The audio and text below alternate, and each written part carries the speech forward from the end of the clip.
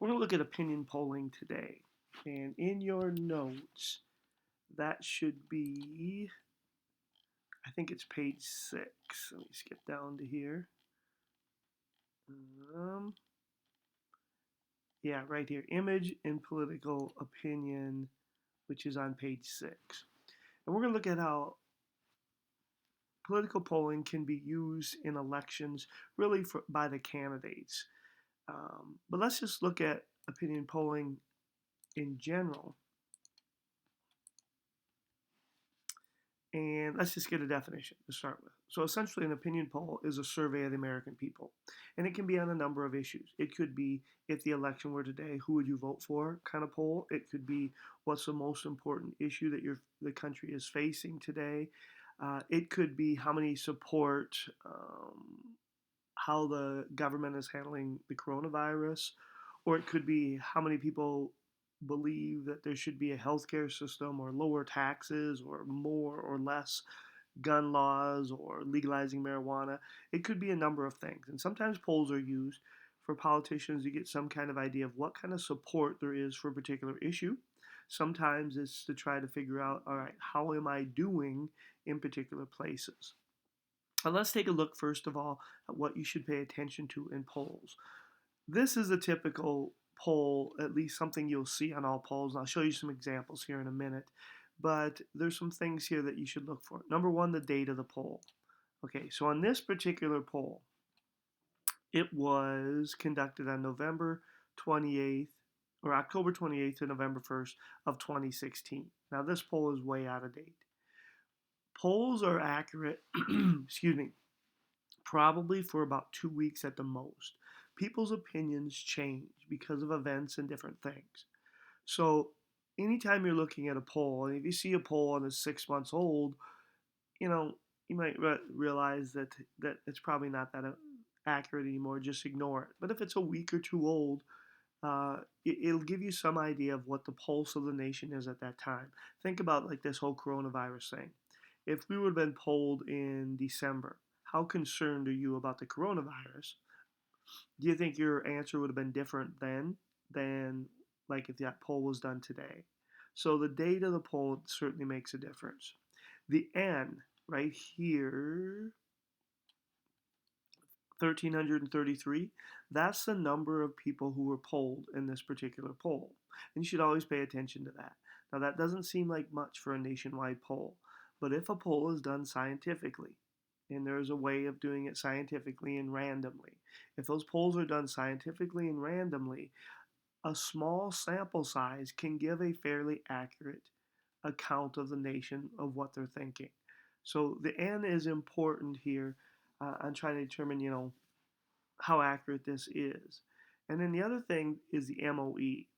In this case, it's written out margin of error. Sometimes it's just put MOE, and there's a plus or minus there. It cannot be less than 3, but it should be around 3 or 4 because that's how accurate the poll is. So if we have a poll that said, if the election were today, who would you vote for?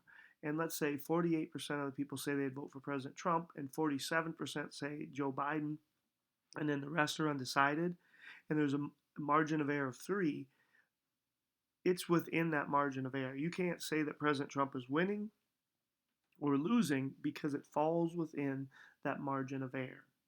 Okay, so that's important to pay attention to, is a margin of error.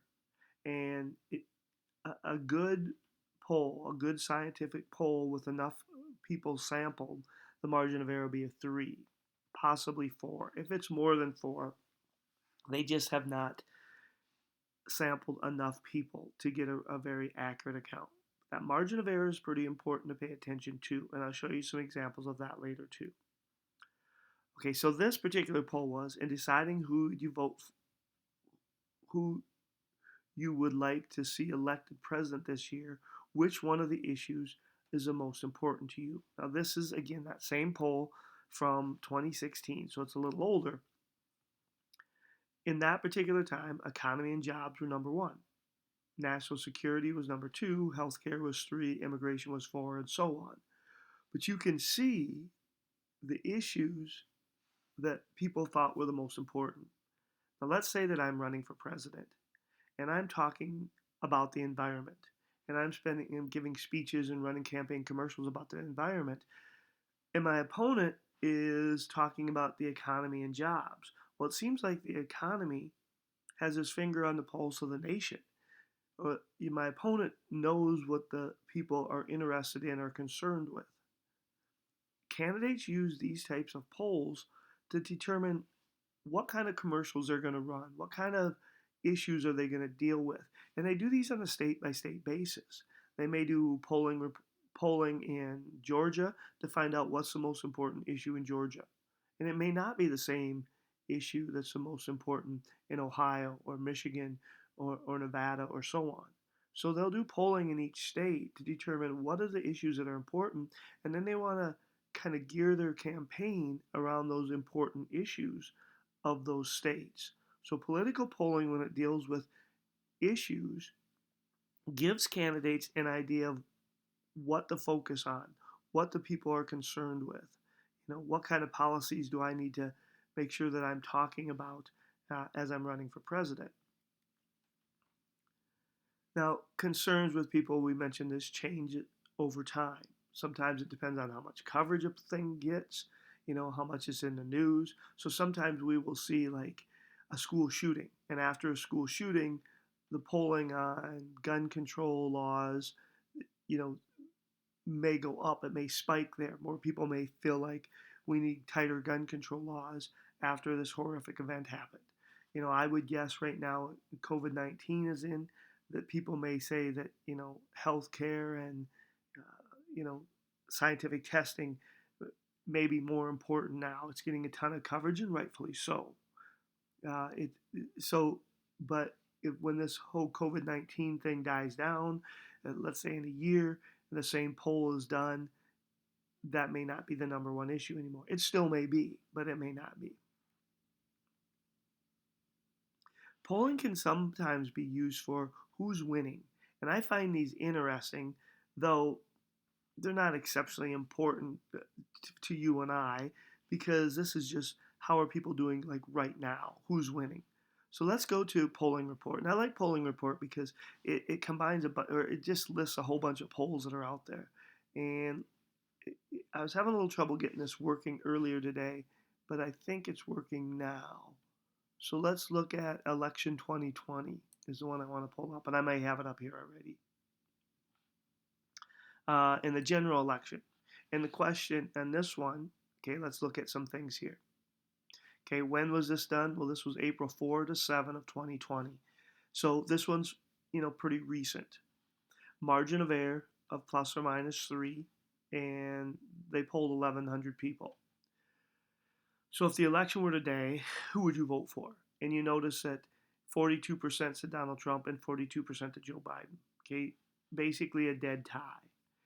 Certainly, since they're identical, it's within this margin of error. In in March, when a poll was done, 49% said that they would vote for Biden, 40% for Trump. That's a 9-point difference. That is above that margin of error of 3. So you could say when this poll was done right here, that President Trump, if the election were today, would likely lose to Joe Biden. However, a week later, things have changed. See how quickly things can change, especially in presidential elections. Things can change pretty quickly. Let's look at a couple other type of polls here. This one, 270 to win. Now, this isn't completely based on polling. 270 win is kind of interesting because they look at polls within individual states. So in this particular case, they have these blue states, these dark blue, are showing that they believe a Democratic candidate will win. So in that case, they believe that Joe Biden would win. In these red states, they believe that President Trump would win. Okay, and you can see the darker red versus the lighter red and the pink and the lighter colors of blue. And then these 102 in here, these are the states that, these are our swing states. These are the ones that are too close to call. Now, they base this somewhat on individual polling. So if you polled California today, more people say they would vote for Biden than Trump. If you polled Oklahoma today, more people would say they'd vote for Trump than Biden. And then they look at the electoral votes of each state, and then they give us essentially a scorecard of where we are right now. Okay, you need that 270 to get there. This kind of polling is somewhat useful if you're a candidate. If you're a voter like you or I, it really doesn't make any difference, right? Does it make any difference if, we're in South Dakota, if President Trump is likely to win today, months before the election? But if I'm President Trump or Joe Biden, it might make a difference. Now, COVID-19 is changing everything. But if I'm one of those candidates and I see that Minnesota is, with their 10 electoral votes, is going for Joe Biden, but it's close. You can see by its light color here. I maybe, if I'm President Trump, want to spend some time campaigning in Minnesota to see if I can turn that state towards me. Or Joe Biden may want to spend time in Minnesota trying to make sure that he can keep that particular state. So and then certainly they would spend time in Wisconsin and Michigan and Pennsylvania, North Carolina, Florida, Arizona, not because they're necessarily the biggest states. So some of these states are fairly big, but because they're what we call the swing states. They could go either way, and polling helps determine which states are the swing states. We looked at campaign commercials a week ago, and we realized that they don't always run the same amount of commercials in all states, and it's not based necessarily on the size of the electoral vote. California doesn't necessarily get a lot of commercials because if the polling is showing that it's that Joe Biden is going to easily win California, he doesn't need to spend time in California because he already has that state. President Trump doesn't need to spend time in California because even if he improves his situation in that state, because it's winner take all, it doesn't make any difference. If you win by 2 votes or 20 million votes, it doesn't matter. You still get the same amount of electoral votes. So polling helps candidates figure out where they need to focus their attention in elections. Okay? So they can be used for candidates in those manners. Approval rating makes a difference too. Now this is polling that is, do you approve of what the president is doing, how he's handling things? Now this is President Trump's approval rating based on not just one poll, but all the polls combined. And you see that his approval rating is down here in green, and his disapproval rating is up here in red. Now that can be a concern if you're running for re-election. If more people disapprove of what you're doing than approve, that could hurt you when you're running for election. Obviously, you got to change people's minds, or they'll probably vote for somebody else. His approval rating did go up as he was handling the COVID-19 thing. I had a number of polls up. Let's see. Let's go back to polling report, and we'll look at President Trump, I think. Right here. Let's do job rating. And again, this site's been a little slow on me this morning, so if it doesn't work, I'll just skip this. But his approval rating and job rating has increased with one poll. The next poll, it started to go down a little bit more. So how President Trump is perceived to have handled the COVID-19 thing could certainly make a difference on what goes on in November. If the economy sometimes is a national priority, it's a very important thing that people are concerned with. If the economy is bad, that could hurt President Trump if people feel that it is somewhat his fault that the economy is bad. And that's hard to say, what's going to happen on all this. This doesn't look like it's going to come up. So I do want to show you one other thing here.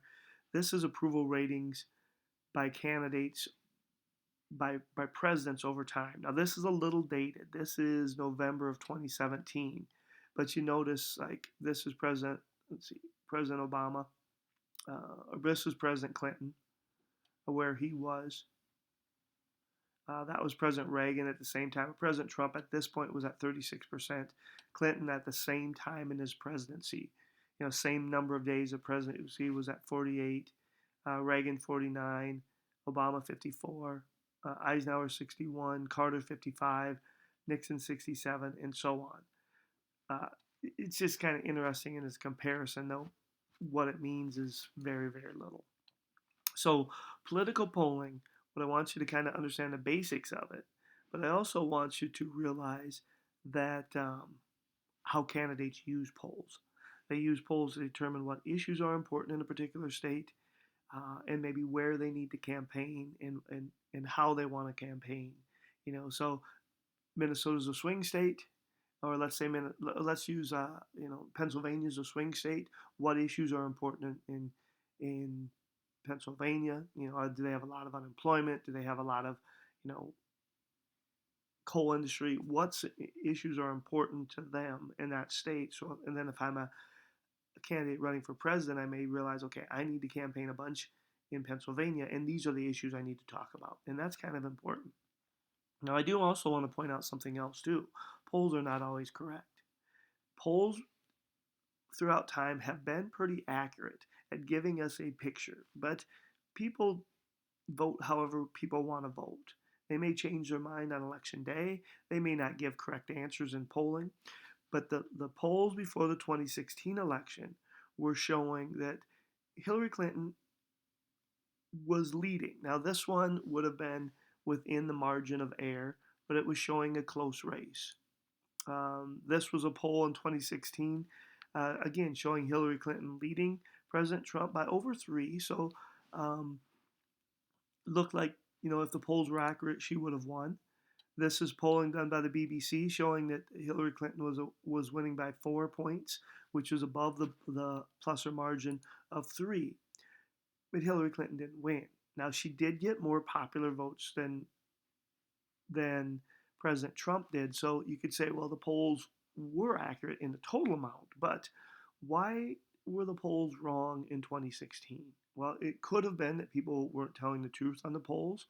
It could be that people were harder to reach on polls than they had been in the past. Maybe less landline phone usage because polls are usually done on your home phone, not on cell phones. We don't know exactly why those polls were inaccurate in 2016 when they've been pretty accurate election after election. It's kind of interesting to see this. And I'm not sure the reason for it. So, keep polls for what they are. They're kind of a sample to give us an idea. And as far as voters like you and I don't know if polls are very helpful to us. But again, I want you to understand how polling can be useful and helpful for presidential candidates or any candidates running for office. All right, that's all we got for today.